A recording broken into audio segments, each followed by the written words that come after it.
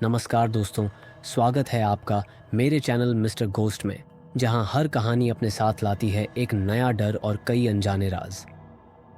आज ये कहानी हम आरव की नज़र से सुनेंगे और जानेंगे वो खौफनाक समय जिसने उसकी ज़िंदगी बदल कर रख दी।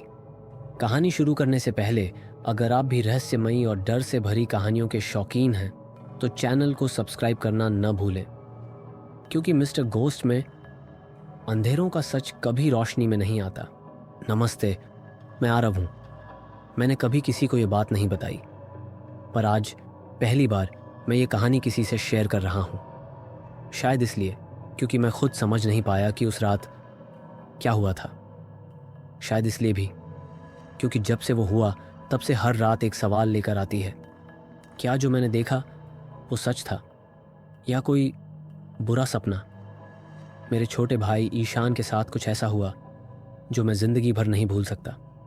और अगर आप ये कहानी सुन रहे हो तो बस इतना समझ लो, कुछ रिश्ते मौत के बाद भी ख़त्म नहीं होते। गर्मियों की छुट्टियां थीं। मैं, मम्मी पापा और मेरा छोटा भाई ईशान, हम 4 लोग हिमाचल के एक पुराने बंगले में गए थे जो मेरे नाना जी का था। वही पुराने लकड़ी के बड़े बड़े दरवाजे, पुराना बेड और बड़ी बड़ी अलमारियाँ, और चारों तरफ सिर्फ जंगल। ईशान 8 साल का था। वो बिल्कुल ही शांत स्वभाव का था, लेकिन कुछ दिनों से वो बिल्कुल ही अजीब हरकतें कर रहा था। पता नहीं उसे क्या हो गया था। वो खुद से बातें करने लगा था, या यूं कहूं किसी दीदी से बात करता था जिसे हम कभी देख नहीं पाए। पहली रात को ही कुछ अजीब हुआ। घर के अंदर आते ही ईशान एक पुरानी अलमारी के सामने रुक गया।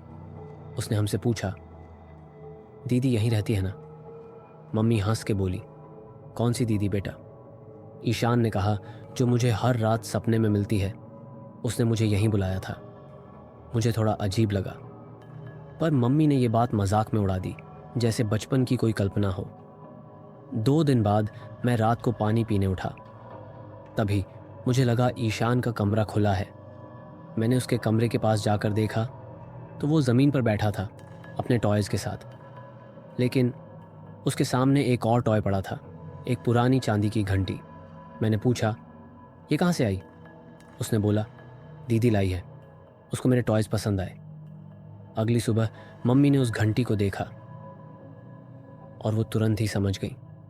उनकी आंखों में एक अलग ही डर था। वो धीरे से बोली, ये तो अनवी की घंटी थी, मेरी छोटी बहन। जब वो छोटी थी तब वो इसी से खेलती थी। फिर एक दिन छत से गिरकर उसकी मौत हो गई, और उस दिन के बाद से अनवी हमारे बीच नहीं रही। मेरा दिल एक पल के लिए रुक गया। मुझे कभी नहीं पता था कि इस घर में मम्मी की छोटी बहन भी रहती थी, और वो इस तरह चली गई थी। मम्मी ने ज़्यादा कुछ नहीं कहा, पर उनकी आंखों में एक छुपी हुई कहानी थी, एक ऐसी कहानी जिसे याद करते ही मानो रूह कांप जाए। रात और गहरी होती गई। हर रात ईशान कुछ नया बोलता। कभी कहता, दीदी उसे सुला रही है। कभी बोलता, दीदी उसके टॉयज़ ले जा रही है। मुझे अब ईशान को देखकर सच में डर लगने लगा था। वो सिर्फ अजीब बातें नहीं कर रहा था, अब तो वो ऐसे सब बातें करने लगा जैसे वो किसी और दुनिया से बातें कर रहा हो। धीरे धीरे ईशान अब कुछ और ही बनता जा रहा था। मुझे ईशान की चिंता होने लगी थी। आखिर वो मेरा भाई था, लेकिन समय को कुछ और ही मंजूर था। मैंने अब ईशान पर नज़र रखने का मन बना लिया था, लेकिन मैं ये काम बिना ईशान को पता लगे ऐसे करना चाहता था। इसलिए मैंने 3 से 4 हिडन कैमरे उस सारी जगह इंस्टॉल कर दिए जहाँ जहाँ ईशान अपना वक्त बिताता था, और उन सब कैमरों का एक्सेस मेरे फ़ोन में था। मैं हर रात ईशान पर नज़र रखता। एक रात मैं यूं ही फ़ोन यूज़ कर रहा था, तभी रात के 2:43 पर एक नोटिफिकेशन आया, मोशन डिटेक्टेड। मैंने तुरंत स्क्रीन ऑन की, और जो मैंने स्क्रीन पर देखा वो देख मैं दंग रह गया। ईशान के सामने एक लड़की थी, 10 से 11 साल की, लंबी छोटी, मैले कपड़े और आंखों में अजीब सा गुस्सा। वो ईशान को इतने भयानक तरीके से घूर रही थी और ईशान को देखकर मुस्कुरा रही थी। उसकी हंसी देख मेरी रूह कांप गई। वो उसे देखकर कह रही थी, तू मुझे छोड़ के क्यों चला गया बेटा? उस वक़्त मैं तुरंत ईशान के कमरे की तरफ दौड़ा। दरवाज़ा खोला तो देखा ज़मीन पर एक लाश थी। वो लाश ईशान की ही थी, लेकिन वो खुद भी वहीं था, जिंदा, उस लाश के पास बैठा हुआ, जैसे कुछ हुआ ही ना हो। मैंने चीख कर पूछा, ये क्या हो रहा है? ईशान ने मुझे देखा और एक अजीब सी मुस्कुराहट के साथ बोला, मैं मर गया था भैया, पर दीदी ने मुझे वापस लाया। अब मैं कभी नहीं जाऊंगा। उसी वक्त एक तेज हवा का झोंका आया। पंखा खुद ब खुद घूमने लगा। शीशे के टुकड़े जमीन पर गिरने लगे और वो लड़की अन्वी सामने खड़ी थी। उस दिन मैंने पहली बार अन्वी को देखा। उसके हाथों में एक खंजर था। उसने एक ठंडे लहजे में कहा, मुझे तुम्हारा भाई चाहिए। तूने मुझे उससे अलग किया, अब मैं तेरा छोटा भाई ले जाऊंगी।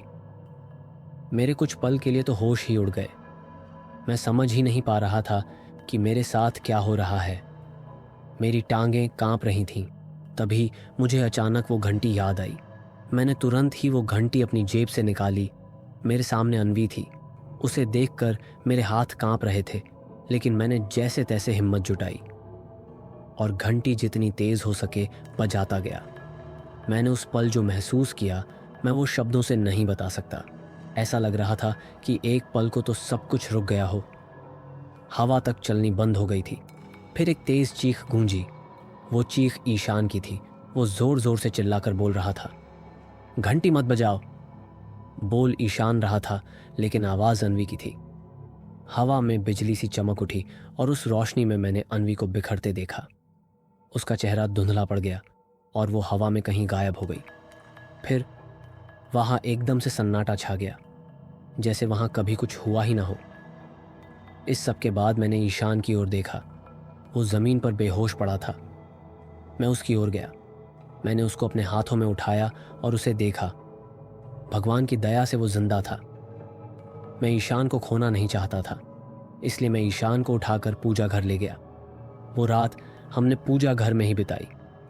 अगले दिन मैंने मम्मी पापा को सब बताया। मैंने उन्हें फ़ोन में रिकॉर्डिंग भी दिखाई। मम्मी पापा दोनों ये देख डर गए थे और उन्होंने हमें कसकर गले लगा लिया।